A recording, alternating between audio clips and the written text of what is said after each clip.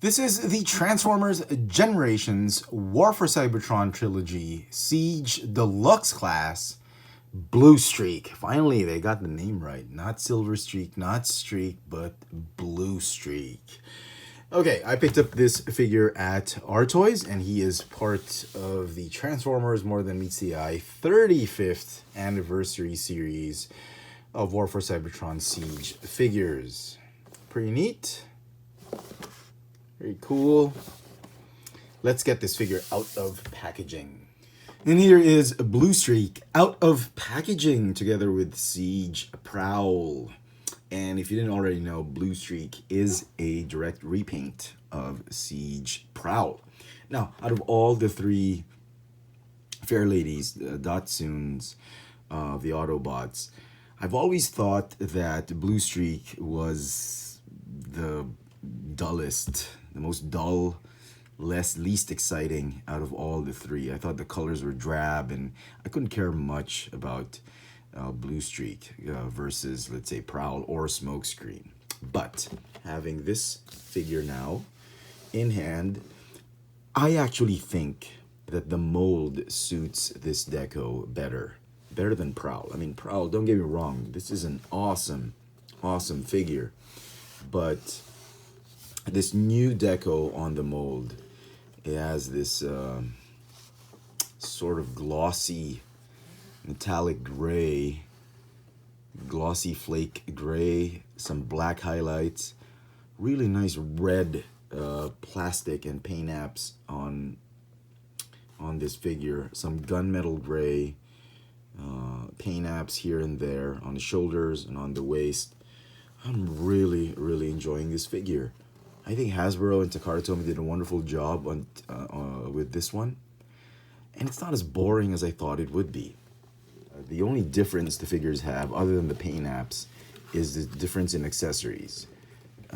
Prowl only has the gun, where Bluestreak has the gun as well. It's the same one, but just painted. It's done in gray and painted in silver. Same details, nothing fancy, nothing exciting. This is the thing that I thought completely sold me on the figure. They gave him an extra weapon, sort of like a double-barreled gun that splits into two, which you can also obviously hold as different pistols. But more importantly, these guns actually form or act as shoulder cannons, which was evident in the cartoon and in the G1 toy, and it actually completes the figure. I was kind of hoping Prowl would get something like this, like done in this color for him, but Hasbro decided not to do it. I'm sure we'll see that one again in Smokescreen, maybe a different version.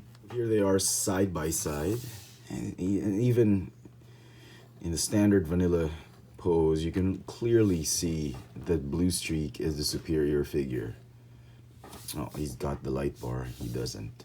There's a provision for it as well, but I guess that's where the budget went instead of the shoulder cannons. But I love the Prowl figure, but the Bluestreak, I think, it's probably going to be my favorite between the two.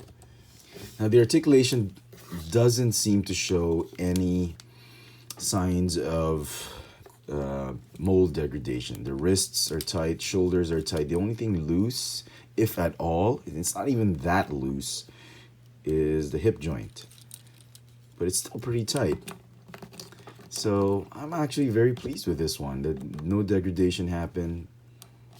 Just amazing quality on this new redeco and repaint. Okay, so let's get him into his car mode. Transformation is going to be the same, so I'm not going to dwell too much on that. Okay, rotate the waist like this, fold this, fold like that. Pop up that torso, fold out that back piece, fold this abdomen piece in, and then fold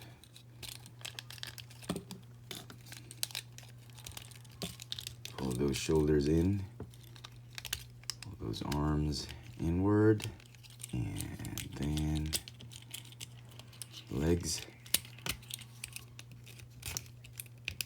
Okay. Doors, just tab them in right there. There's Bluestreak in car mode. Pretty cool.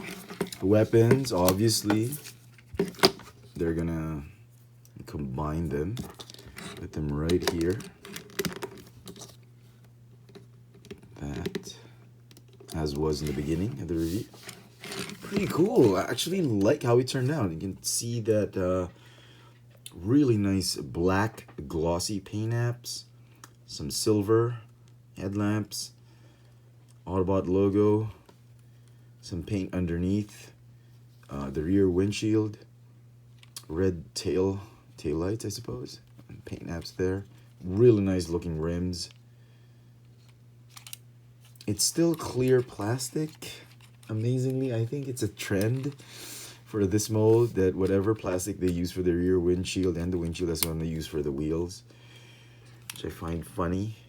But and here he is with Prowl in alt mode.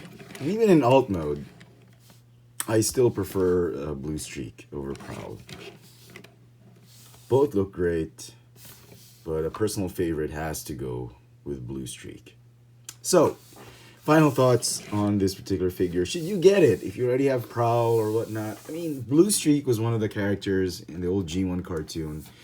And despite being a repaint, which Hasbro normally does, I think it's still a great pickup. I think it's a better version of the mold. And if you're trying to complete the cast back in the old G1 cartoon, he is an essential piece in your Siege collection.